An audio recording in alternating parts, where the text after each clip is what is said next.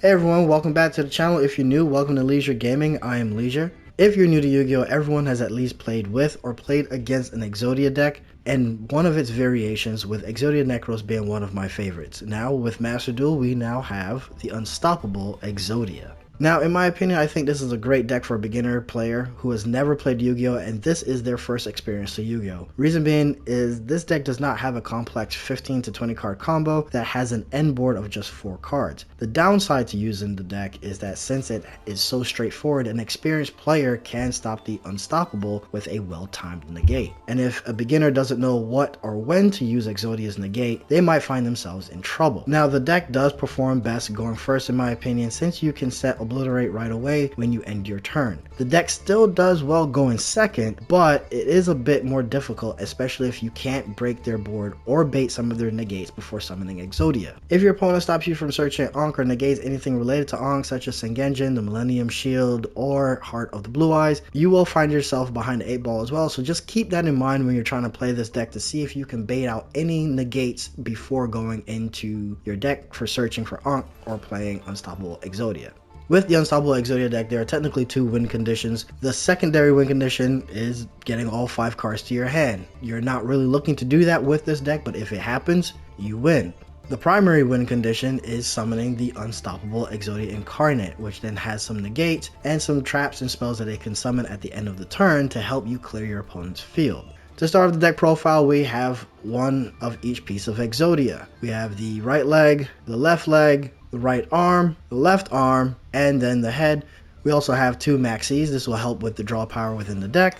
Next are 3 Ash Blossoms. Next we have 1 Maiden of the Millennium Moon. If this card battles a monster, neither can be destroyed by battle, and you can only activate each of the following effects once per turn. Now if this card is in your hand, you can place it in your spell and trap zone as a face-up continuous spell. If your opponent activates a card or effect while this card is in the continuous spell slot, you can special summon this card, and if you do, for the rest of your turn, your opponent cannot target level 5 or higher illusion or spellcaster monsters you control with card effects. So this is a great way to protect your Unstoppable Exodia. Also, you can drop this card if you want and add in Charming Fuwalo, so that way you have an extra draw power. Next are 3 Shield of the Millennium Dynasties. Cannot be destroyed by spell or trap effects. You can only use each of the following effects once per turn. If this card is in your hand, you can place it in the spell and trap zone as a face-up continuous spell.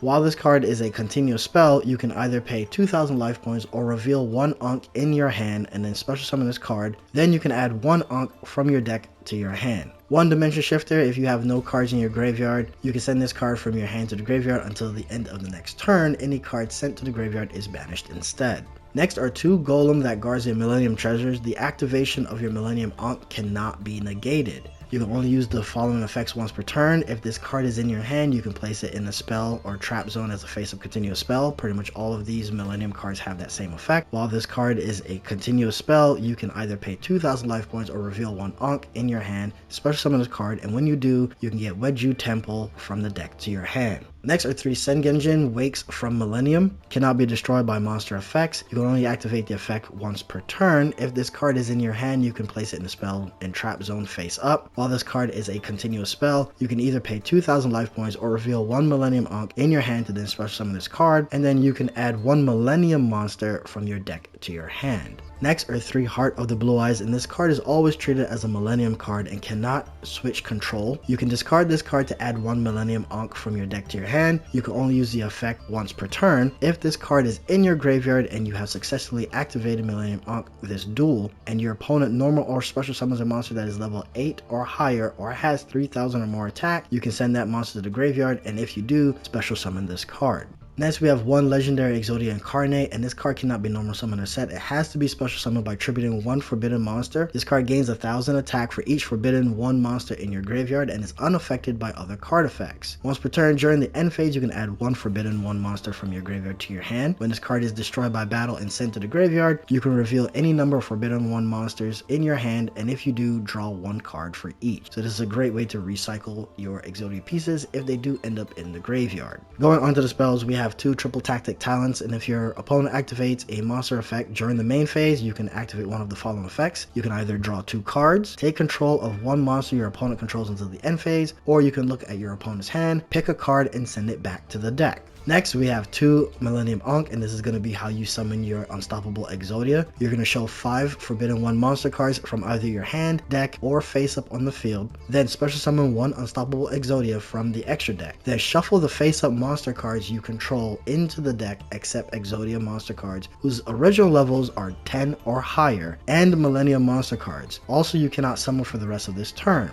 After activation, shuffle this card into the deck instead of sending it to the graveyard. This is why we're also only playing 2, because it can be recycled pretty easily. Next are 2 Yugioh Temple. During your main phase, you can place 1 monster from your hand in your spell or trap zone as a face-up continuous spell. Then place 1 Millennium monster from your deck in your spell and trap zone as a face-up continuous spell. You can only use each of the effect once per turn. If a Millennium monster or monsters you control is destroyed by battle or card effect, you can place it in your spell or trap zone as a face-up continuous spell instead of sending it to the graveyard. Next are 3 super polymerizations, and this is going to help fuse out your opponent's monsters so that way you can clear their board just in case you're in trouble. Next is 1 Obliterate Blaze. 1 level 10 or higher monster on the field with Exodia in its original name gain these effects. You can pay half your life points, destroy as many cards in the spell and trap zones as possible, then equip 5 Forbidden 1 monsters from your hand or deck to this card as equipped spells that each give it 2000 attack. Also, you cannot activate other card effects for the rest of the turn. If this card attacks at a defense position monster, inflict piercing damage to your opponent. Going on to the traps, we definitely need our infinite impermanence so that way we can negate some monster effects on our opponent's side so that way they don't get too far ahead. Next, we have 2 Exode Fires of Rage, and you can definitely drop this to 1 to once again make room for that Fualos card. This card is always treated as an Exode and Obliterate card. If you control a level 10 or higher Exodia monster, destroy all cards your opponent controls. If this card is in your graveyard except the turn it was sent there, you can banish it, then activate one of the following effects. Add 1 Forbidden monster from your deck or graveyard to your hand, or you can shuffle up to 5 Forbidden 1 monsters from your graveyard and or banishment into the deck. 1 Angel Statue Azurun. You can special summon this card as an effect monster, but this card is also still a trap. Once per turn, when your opponent would special summon a monster or monsters, while this card is in your monster zone, you can send to the graveyard 1 continuous trap in your monster zone that will special summon from the spell or trap zone, negate the summon, and if you do, destroy that monster. Now, when this card is in the monster zone is destroyed by battle, you can destroy the monster that destroyed this card. Going into the extra deck, the following 4 cards are going to be your super polymerization targets. You have Mud Dragon of the Swamp, Garuda Wings of Resonant Life, Starving Venom Fusion Dragon, and Predaplant Dragostapelia.